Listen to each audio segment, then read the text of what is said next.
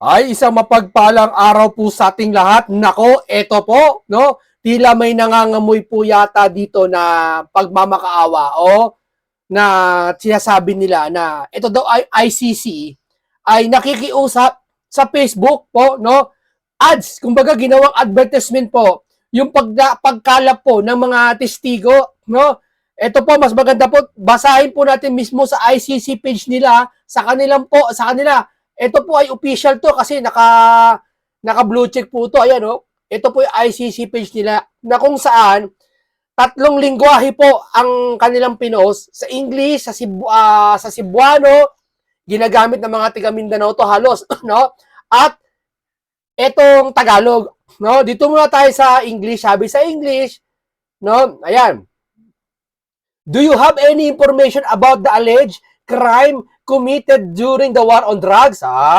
Hanep. O ito, sa Cebuano ha, naabakay impormasyon bahin sa ginuong mga krimen nga nahimo atol sa gubat batok sa droga. 'Di ba? Yan ito. Mayroon ka bang impormasyon tungkol sa mga di umano'y krimen ginawa noong digmaan laban sa droga? Di ba? Kasi yung post na yan, itong post na to kung tatanungin mo ang ChatGPT o ang translator, tuturuan kanya paano mag-Cebuano. Pero hindi siya accurate.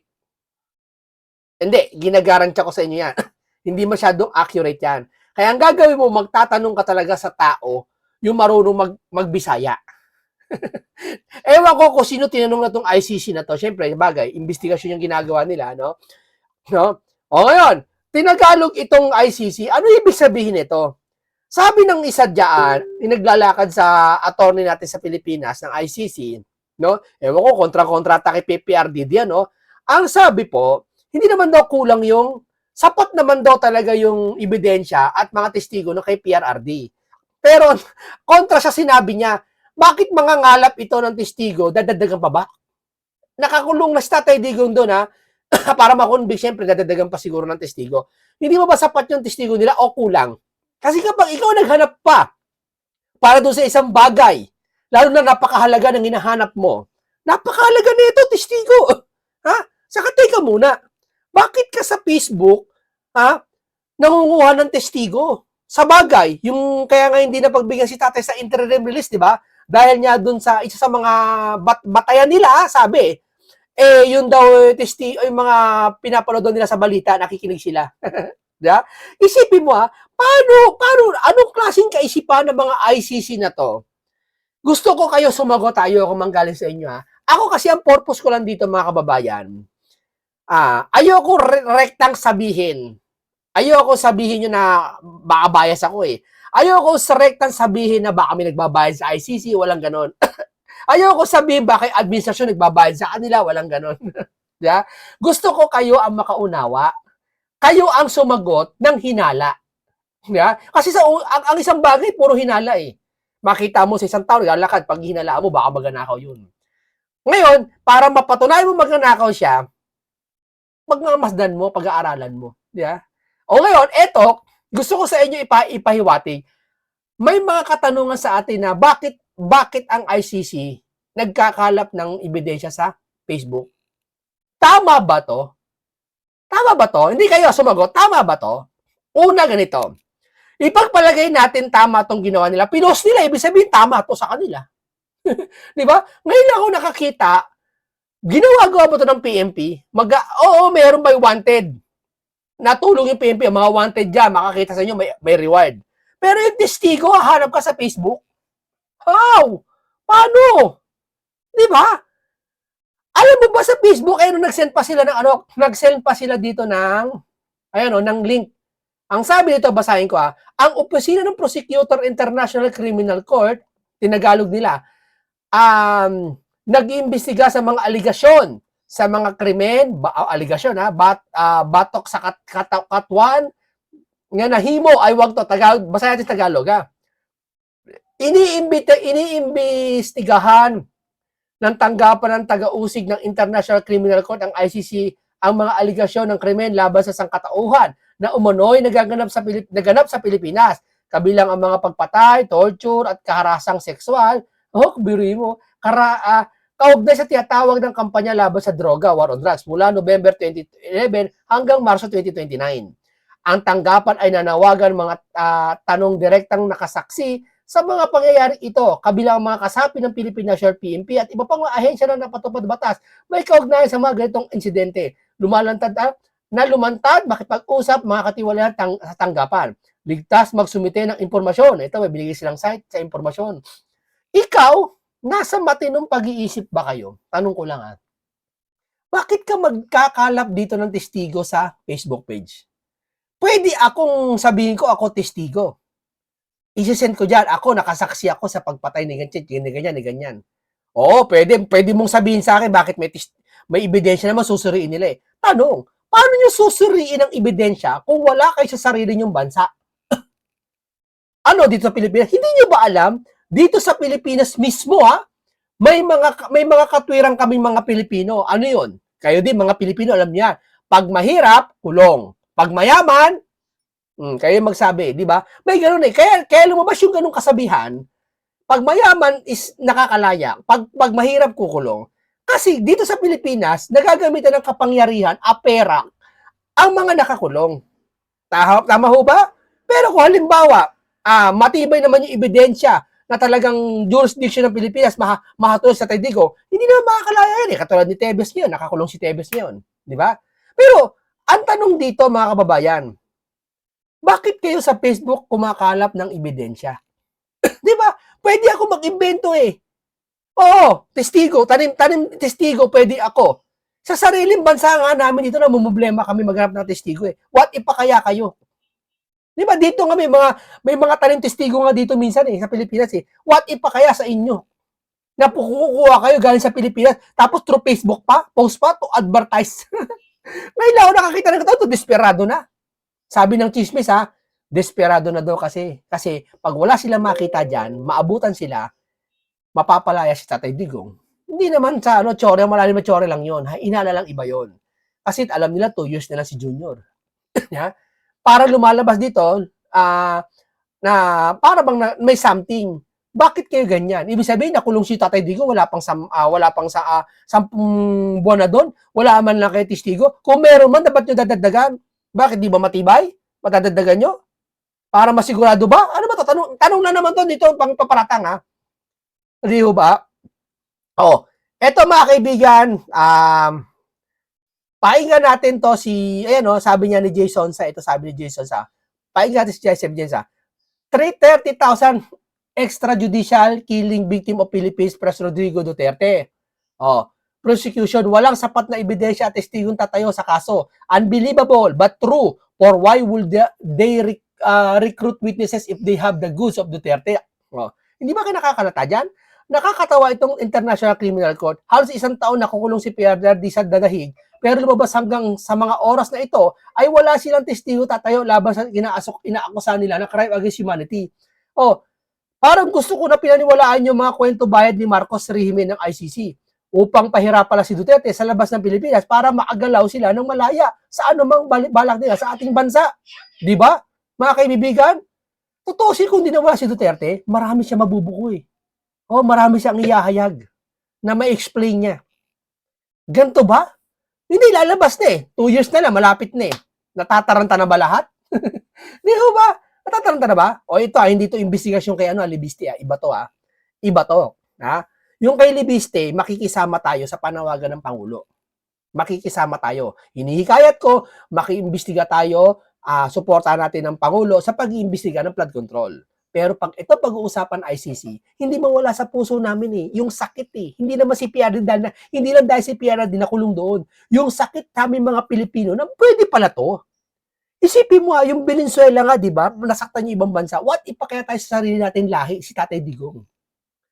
Kahit nga sabi natin si Trillanes damputin ng ICC, kahit galit tayo kay Trillanes, halimbawa galit tayo kay Trillanes, hindi ako pabor Bakit? Pilipino, karapatan ko pagkatao ko naapakan kapag may huhulihin kalahi ko dito.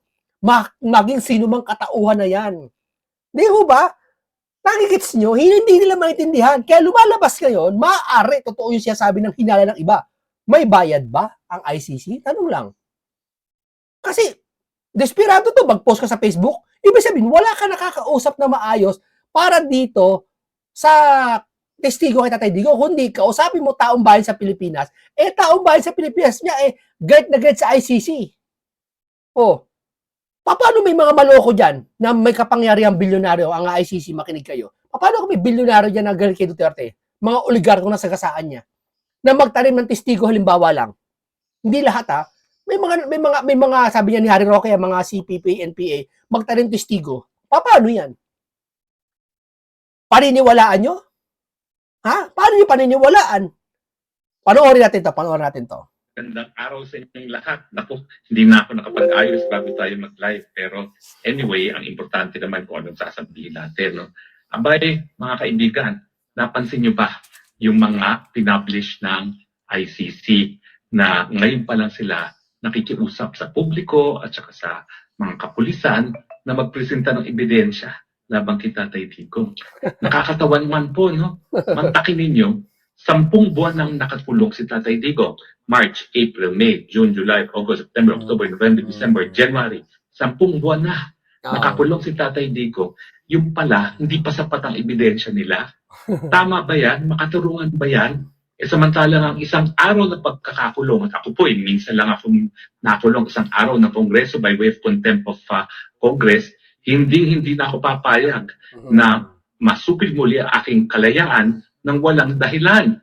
And yet, ito, ang isang korte, 10 buwan na nilang kinulong ang Tatay Digong, ngayon palang naghahagilap ng ebidensya.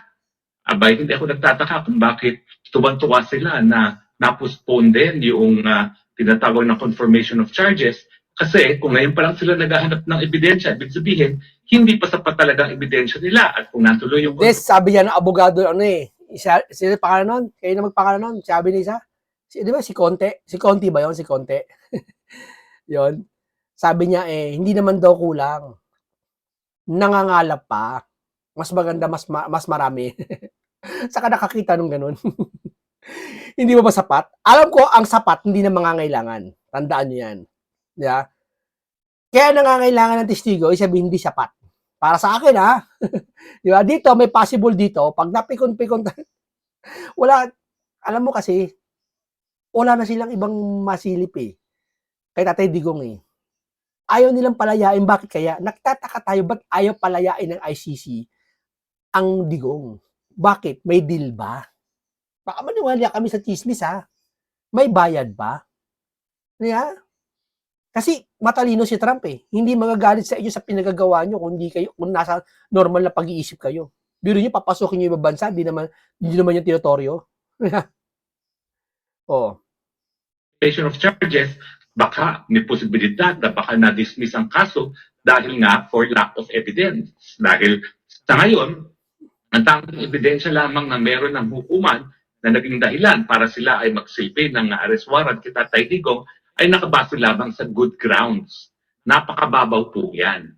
Kaya nga pong sinasabi ko, hindi makatarungan na hindi rin binigyan ng interim release si Tatay Digong kasi ang sisting nga dyan sa ICC na yan, napakababaw nung hinihingi ebidensya para sa warrant of arrest, kaya naman binabalanse sa pagbibigay ng interim release. Pero ngayon, hindi binigyan ng interim release dahil si Tatay Digong daw ay pwedeng tumakas at pwedeng makialam sa ebidensya at pwedeng gumawa pa ng mga krimen at pwedeng pagtakutin ng mga witnesses. Miski siya ay natutumba na, maski naglalakad lamang. At hindi na maalala kung ano talaga nangyayari, hindi alam kung nasaan na siya ngayon. So hindi po talaga makatarungan yan, ha? Na unang-una, 10 buwan na pagkakakulong, na parusa na po yan. Talaga naman kung miski isang araw na pagkakakulong ay parusa, hindi pa sapat ang ebidensya ng prosecution para mapatunayan ang pagkakasala ni Tatay Digong. Alam mo po, dati, bilib na bilib ako sa inquisitorial system, no, na sinasabi ko nga na ginagaya o ini-implement ng ICC. Pero ngayon, naniniwala ko, palpak. Kasi dapat, kung ang inquisitorial system ay gumagana, dapat yung threshold, yung ebidensya na kinakailangan para makulong isang tao, dapat at least probable cause. At kung walang probable cause at hindi satisfied ang mga prosecutors na walang probable cause, dapat wag muna ikukulong. Maghanap muna sila ng ebidensya. Ngayon ang tanong ko, humingi na ng warrant of arrest ang mga prosecutors, base lamang sa good grounds, napagbigyan na ng hukuman, nakakulong na si Tatay Digong, tapos ngayon, ura-urada silang hahanap ng ebidensya. Hindi yan, minadali kasi. Alam mo, parang ganito yan eh. Kinulong ka muna bago ebidensya. Kasi niya minadali eh. Nagtataka ako, bakit minadali ang pagkulong kay Tatay Digong? Bakit? March 11 yun, di ba? Halatang-halata naman eh. Diba? Oo, sige na, may kasalanan si Digong. Oo, sige na. Alam ko, sasabihin nyo sa akin eh, bakit munti ka alam, pinatatanggol mo yung mali? Hindi ko pinatatanggol yung mali. Sige na, ikulong nyo na. Pero ba't sa ICC? Dito sa Pilipinas. Kasi pag pumabor ka, na ako pabor din naman sa gusto mo na makulong sa Tatay Digong, o sige, gusto ko rin makulong sa Tatay Digong kasi may kasalanan eh. Hindi ko mayatanggi. Sige na, papalagay natin may kasalanan lahat na ikulong na yan. Pero kung gusto mo sa ICC, hindi ang nais mo yung katwiran na gusto mong ipasok.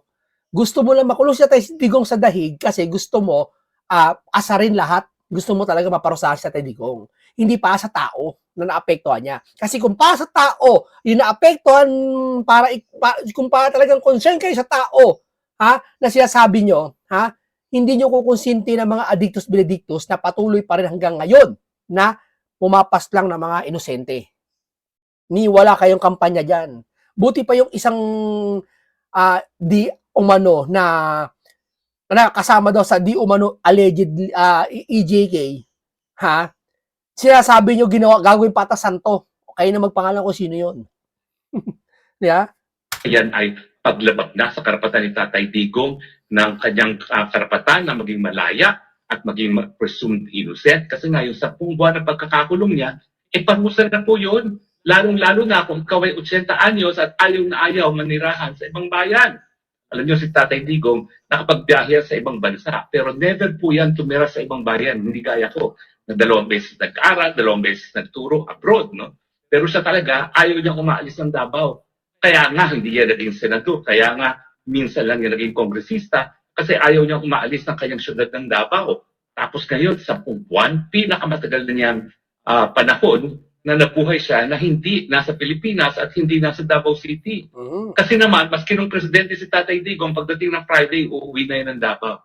Ibig sabihin, hindi niya kukumpletuhin ng 1 linggo sa Maynila na hindi umuwi sa Davao. Ako, kahit ako maging mayaman ako, yung dati ko titiran, doon pa rin ako eh. Di siya mapakali pag hindi siya umuwi sa kanyang tahanan sa Davao. Tahanan na ang aking description ay bahay Kalapati. Dahil hindi talaga ako mapaniwala sa liit ng bahay na tinitira ni Tatay Digong hanggang doon sa panahon na siya ay kinitat na papunta ng Dahig. Alam niyo, ulitin ko yung kwento, merong isang bilyonaryo, isang tycoon nang nakita ang bahay sa Davao, maiyak-yak.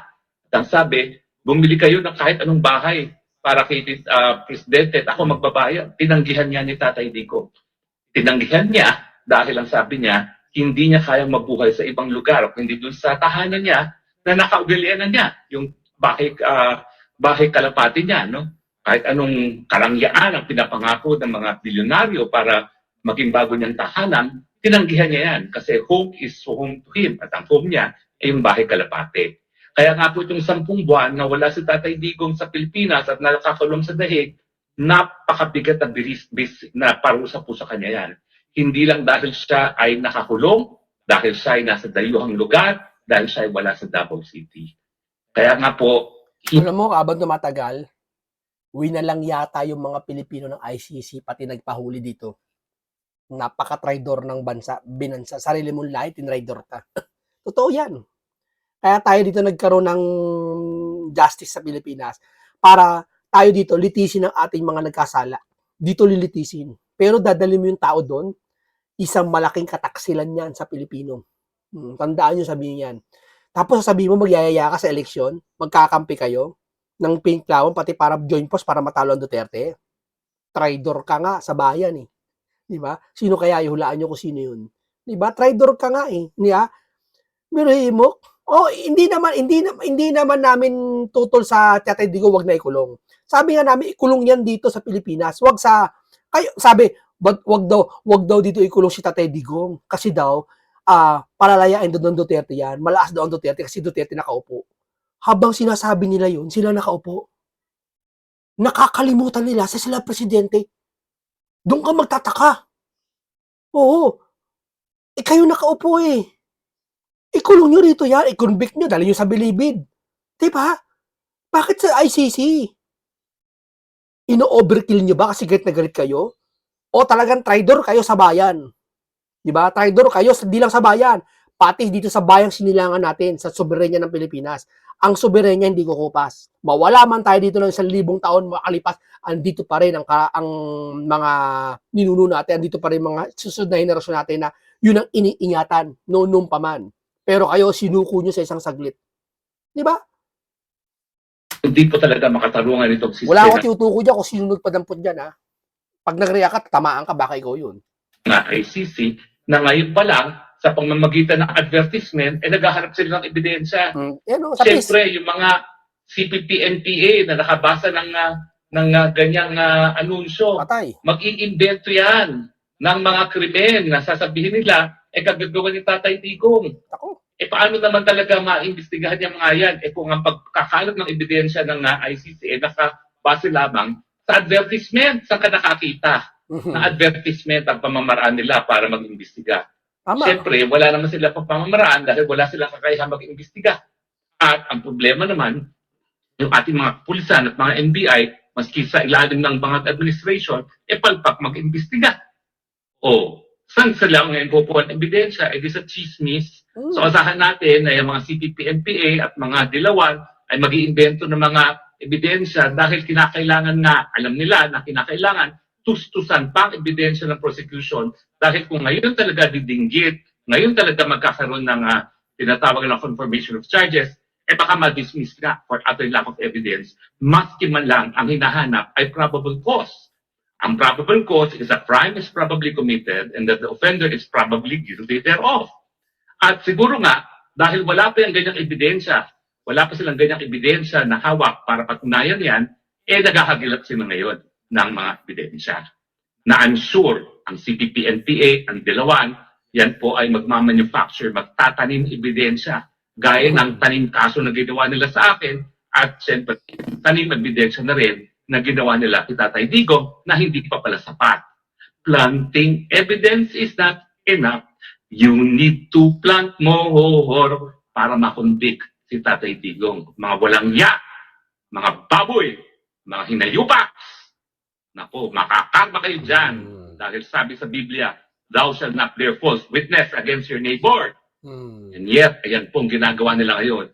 Mag-iimbento na naman ng ebidensya para palakasin ang ebidensya ng tuluyan ng makulong ang Tatay Digong. Isipin mo nga, itong flood control nga lang issue Nag-iimbento sila ng mga panira sa dun sa mga titistigo Di ba? Kagaya kay Libiste, kay Marcoleta, di ba? What if pa kaya siya Tatay Digong? Di ba? Desperado na talaga sila. Oo. Pangumutin sana kayong lahat. Lahat na ginagawa nila, wag lang manalo si Sara. Oo. Kaso hindi, patas ang rating, negative na. Tarantan na sila. Alam mo itong 2016, 2026, halos wala nang taon na lang bibilangin ito. Pag ito 2000, mabilis pag nag-summer, Bernard Mas na naman, almost wala na. Campaign na yan, nakautak ng mga politiko. Tarantan na yan, hindi na gagawin ng mga yan. No, lalo na pabagsak ang rating nila. Tarantan na yung mga yan. In any case, yan po talaga ay area na kinakailangan reformahin ng ICC. Hindi po talaga katanggap-tanggap itong ganitong sistema. At sa tingin ko, habang nakikita ng buong daigdig kung ganong kasama ang sistema ng ICC na nakulong na isang tao ng 10 buwan na hindi pa pala sapat ang ebidensya, mas magiging desidido sila na wag sumapit sa ICC. So kung talagang gusto nila na mas maraming bansa ang sumapi, bagamat ang Russia, US at China hindi kasapi, at si Donald Trump talaga namang sinasabi na gigirahin namin yung mga ICC na yan pag sila ay naglitis ng kahit sinong Amerikano. At hindi totoo yan. Ayun, yung setang gigirahin, maaaring gigirahin. Literal. Pero yung dito sa atin, na pag sinabing gigirahin ni Trump yan dito, mga figure of speech na lang yun kasi mga Pilipino gusto maibsan yung sama ng loob. Pero pag nagkataon talaga na dinampot si Netanyahu, yung Prime Minister ng Israel, hindi malabong bagirahin ni Trump yan. Baka ni Trump yan is extradition kagaya na sa Venezuela. Di totoo yan. Yeah? Sa akin, hinala ko yan Nagawa nga sa Venezuela, what if pa kaya dito? Kasi si Trump, di ba, nabasa natin nakaraan, talang nangangamba yata na 2029, bababa si Trump. baka hulihin siya ng ICC. Eh, siyempre, yung uhuli sa kanya, susupilin na kagad bago pa lang mangyari yung 2029. Eh talagang pilit na pinapapatay niya ang ICC sa pamamagitan ng sanctions, eh kinakailangan maging mas convincing pang ICC na kaya niya magbigay ng katarungan sa lahat. Pero habang nakikita nila na kinulong na nila, pinarusahan nila si Tatay Digong na wala pa palang ebidensya, lalo walang kumpiyansa mga bansa maging miyembro ng ICC. Baka tuluyan na tangang maging kasaysayan ang ICC. Sana naman mangyari na yan sa lalong mabilis ng panahon. Dahil kapag yan, nagsarado ang hukuman, uwi na si Tatay Digong. Pero sana naman, wag nang patagalin pa Nako. ang proseso ng pagpapatay dyan sa ICC na yan. Uuwi na si Tatay Digong sa pakinggan, no? Pag ano talagang malapit na yan, maniwala kayo. At kung pwede, ICC na rin Nangangalap na ng testigo eh. Kung walang matistigo dito, nako. magdesisyon. Itigil na nila. Kasi wala nang suporta sa kanila eh. O kung totoo man kung totoo sumusuporta, allegedly may sumusuporta nitong pera. Iisipin ng ICC, what pa kaya kung magpapatuloy kami? 2 years na lang ang administration nila sa Pilipinas. Sino pa mag-aano sabi? Kung totoo sino pa magbabayad sa amin? Eh di ngayon pala magpalabas na kami ng testigo kung pakakawalan namin to. Kasi sila may ipit eh. Ano ba, si Sara nakaupo? Tapos patuloy silang gano'n, walang testigo? Ipit sila. Sila may ipit mga ICC. Totoo lang. Kakaya sila sa buong mundo. Di ba? Kaya gagawin nila, parang segue na lang yan. Ibig sabihin, maaaring malapit na talaga sa Tatay Digong. Pero di natin masabing lalabas yan. Pero malapit na yung mas maganda doon sa nauna nating mga inihintay. Oo, sa Europa, ang Hungary umalis na. Ang buong African Union nagtatrete na alis na sila. Ang Venezuela umalis na rin sa ICC at sunod-sunod na yan. Yung mga ibang mga Latin countries na kaalyado ng Venezuela, lahat sila sunod-sunod na rin na alis dyan. Dyan sa ICC na yan. So wag na natin patagalin ang proseso. Umamin na kayo na dahil sa mga kagagawa ng prosecutor ng mga West ng ICC, nawalan ng kumpiyansa ang buong daigdig sa kakayahan ng ICC magbigay ng katarungan. Unang-una, dahil ang ICC, para lang kayo ay makasweldo, ay nagpupumilit na magkaroon ng jurisdiction, samantala ang mga bansa ay hindi na nga pumapayag na magkaroon ng jurisdiction ng ICC.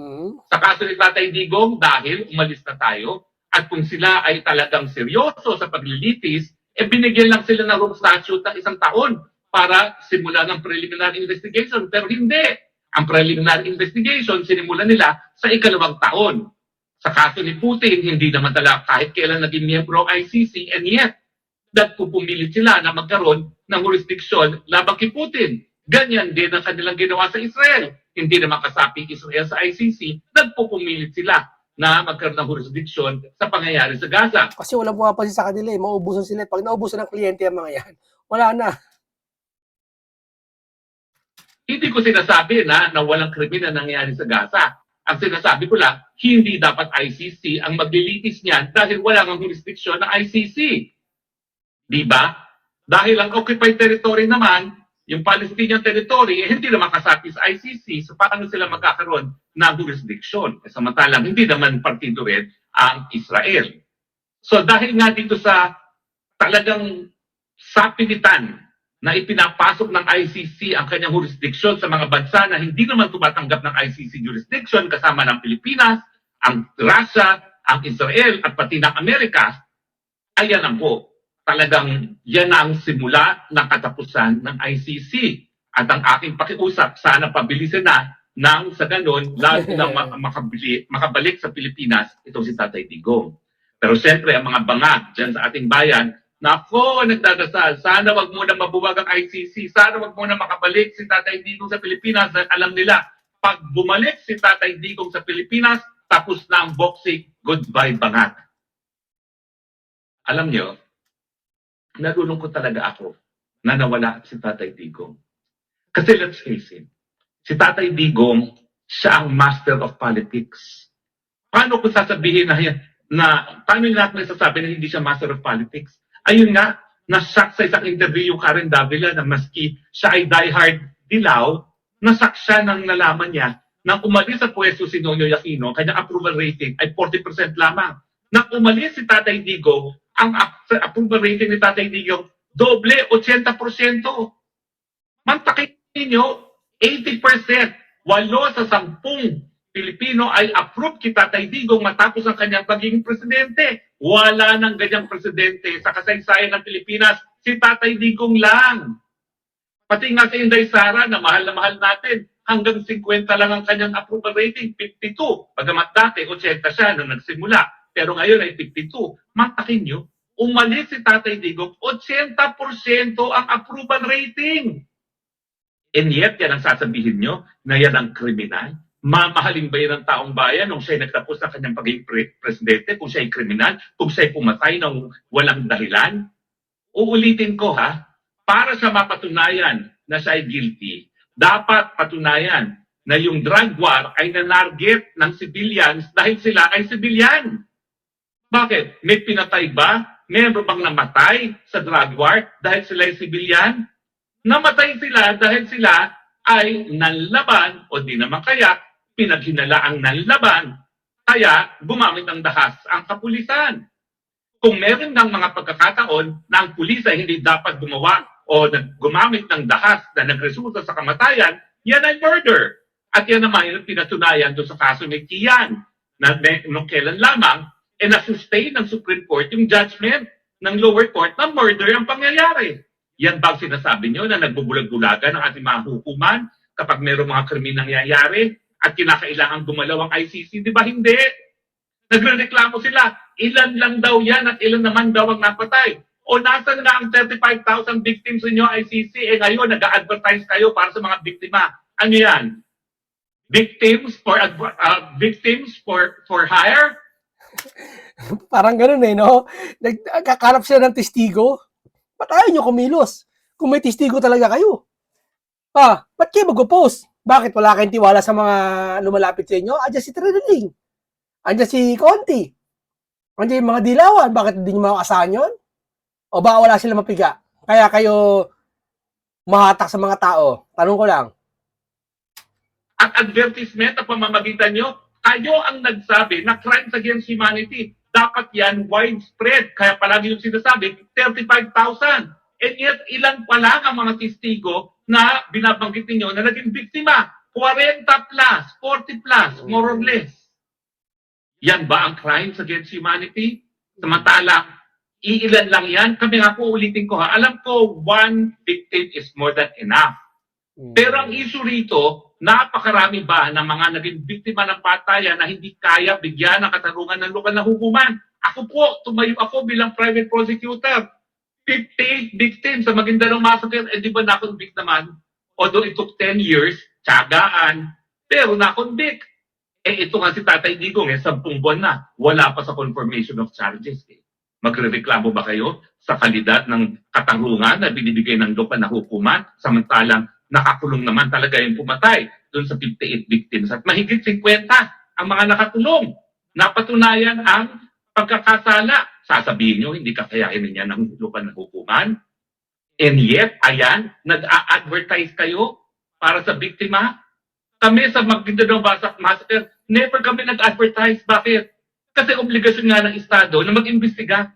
At kung ang mga Estado nag-imbestiga, kami mismo bilang mga biktima, kami nag-imbestiga. Kumuha kami ng Peruvian anthropologist na UN expert, si Baraybar, para tulungan kami at magbigay ng forensic evidence. Pero hindi kami nag-advertise. Kasi pag ikaw nag-advertise, maraming tanim. Testigo na lalabas dyan. Lalong-lalo na alam natin na si Tatay Digong ay lumalangoy sa politika dito sa Pilipinas. Tama. Maraming lalabas dyan. Mga kay Duterte. Halimbawa, mag-imbento lang ako. Hindi mo mag-imbento, no? Yung dikit sa imbento. Nakita ko, yan, kasama ko. Tinumba. Ginurgurya. Asan ang ebidensya? Testigo lang hanapin nyo? Walang ebidensya? Basta lang makapagsalita na, nakita ko, ginurguryan. Okay na, sapat sa inyo yun. Hanap kayo ebidensya. Alam nyo, pag may umamin, hanap kayo ebidensya, ba't yung pinost sa Facebook? Kasi matindi na, ang desperado nyo. Least na dapat paraan para makakuha ng ebidensya. Kaya nga dapat, merong investigasyon Tama. na honest to goodness. Kasi paano mo malalaman talaga kung nagpapanggap lamang ang isang testigo, lalong-lalo na ang layo-layo ng dahil sa Pilipinas. Di ba yung isa ngayon lumabas, si Aling Marie ba yun? Aling Sheila ba yun? Aling Sheila ba tawag doon? Saka isa, sino pa? Yung namatay din anak niya, nagpapasalamat siya. Yung itong uling interim list ni Duterte, di ba? Hindi pinayagan. Nagwawala doon sa video, ay, salamat, salamat, salamat. Yung pala, sa balita, may naglabas na ang anak niya pala hindi namatay sa drugs, kundi sa fraternity. Tapos kayo sabi sa drugs? Ano ba naman? Yung ba hindi nakita ng ICC? Talagang pagkaganyan, kahit bulag-bulagan sila, nakikita lang nila yung gusto nila makita, bulag-bulagan sila sa iba, isa lang ibig sabihin yan. Magkano? Hindi, kayo maghusga, wag ako. Alam ba nila kung sino si Matubato? Alam ba nila na yan ay talagang kalaban ni Tama, Duterte? tama. Alam mo sa Pilipinas, kahit yung mga investigador dito, bumabase sa damdamin. Kano-ano ba yan? Anong relasyon mo dyan? Ilang beses kayo magkita niyan? Palagi ba nandiyan yan?